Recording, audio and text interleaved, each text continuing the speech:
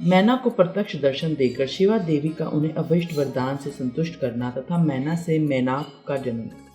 नारद जी ने पूछा, पिताजी, जब देवी दुर्गा अंतर्ध्यान हो गई और देवगण अपने अपने धाम को चले गए, उसके बाद क्या हुआ? ब्रह्मा जी ने कहा, मेरे पुत्रों में श्रेष्ठ विप्रवर नारद जब विष्णु आदि देव समुदाय हिमालय और मैना को देवी की आराधना का उपदेश दे चले गए, तब गिरिराज हिमाचल और मैना दोनों दंपत्ति ने बड़ी भारी तपस्या आरंभ की। वे दिन रात शंभु और शिवा का चिंतन करते हुए भक्ति युक्त चित्त से नित्य उनकी सम्यक रीति से आराधना करने लगे। हिमवान की पत्नी मैना बड़ी प्रसन्नता से शिव सहित शिवा देवी की पूजा करने लगी। वे उन्हीं के संतोष के लिए सदा ब्राह्मणों को दान देती थी। मन में संतान की कामना ले मैना चैत्र मास में आरंभ से लेकर 27 वर्षों तक प्रतिदिन तत्परता पूर्वक शिवा देवी की पूजा और आराधना में लगी रही। वे अष्टमी को उपवास करके नवमी को लड्डू, बलि सामग्री, पिट्ठी, खीर और गंध पुष्प आदि देवी को भेंट करती थी। गंगा के किनारे औषधि प्रस्थ में उमा की मिट्टी की मूर्ति बनाकर नाना प्रकार की वस्तुएं समर्पित करके उसकी पूजा करती थी। मैना देवी कभी निराहार रहती, कभी व्रत के नियमों का पालन करती, कभी जल पीकर रहती और कभी हवा पीकर ही रह जाती थी। विशुद्ध तेज से दमकती हुई दीप्तिमती मैना ने प्रेम पूर्वक शिवा में चित्त लगाए 27 वर्ष व्यतीत कर दिए।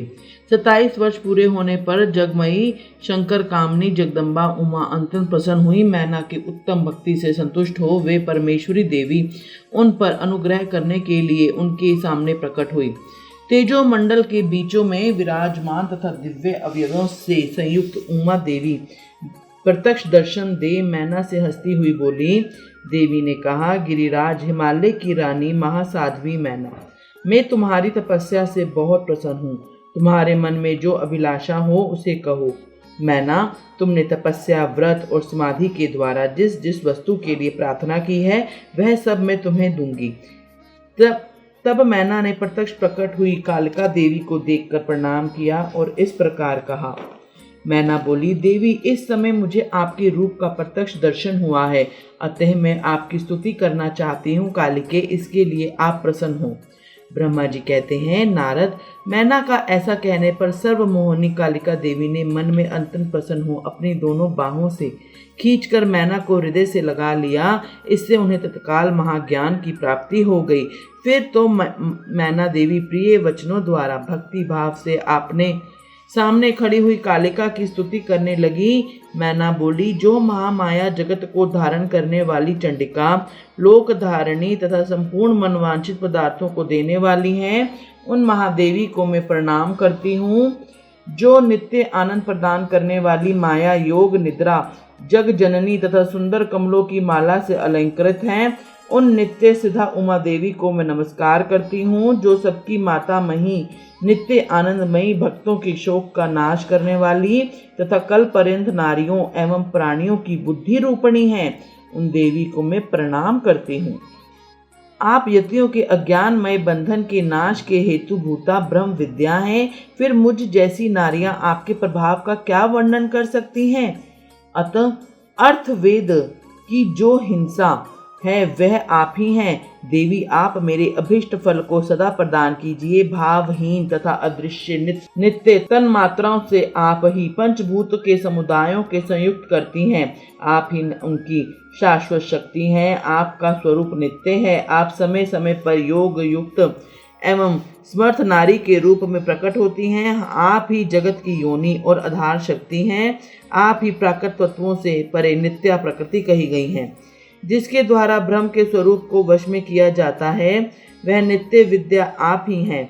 माते, आज मुझ पर प्रसन्न होइए। आप ही अग्नि के भीतर व्याप्त उग्रदाही का शक्ति हैं। आप ही सूर्य किरणों में स्थित प्रकाशिका शक्ति हैं।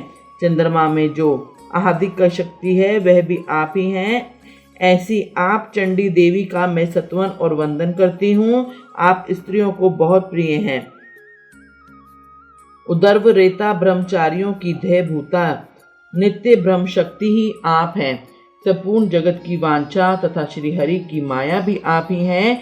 जो देवी इच्छा अनुसार रूप धारण करके सृष्टि पालन और संहारमयी हो, उन कार्यों का संपादन करती हैं तथा ब्रह्मा विष्णु एवं रुद्र के शरीर की भी हेतुभूता हैं। वे आप ही हैं देवी।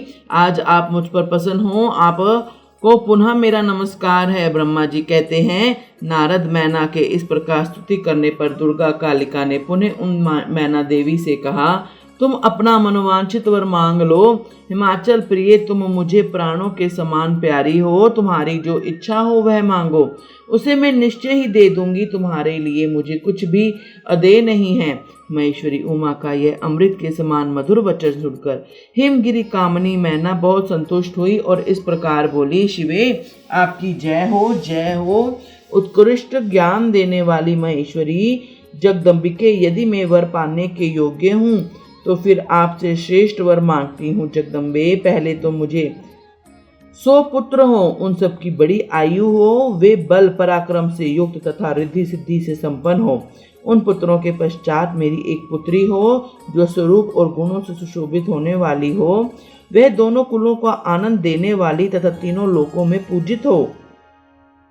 जगदम्बिके शिवे, आप ही देवताओं का कार्य सिद्ध करने के लिए मेरी पुत्री तथा रुद्रदेव की पत्नी होइए और तदनुसार लीला कीजिए।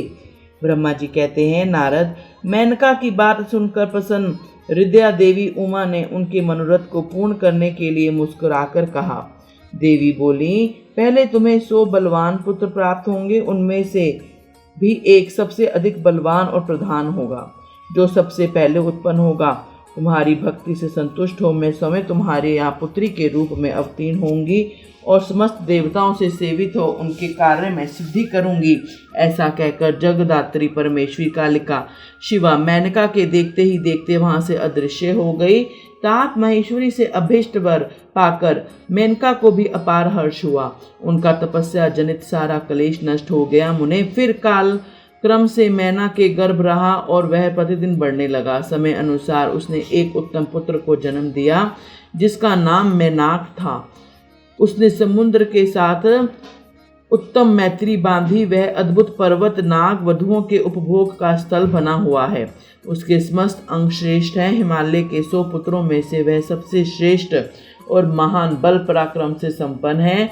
अपने से या अपने बाद प्रकट हुए समस्त पर्वतों में एकमात्र मैनाक ही पर्वतराज के पद पर प्रतिष्ठित है।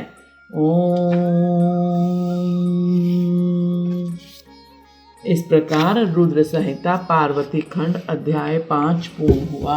ओम हर हर महादेव।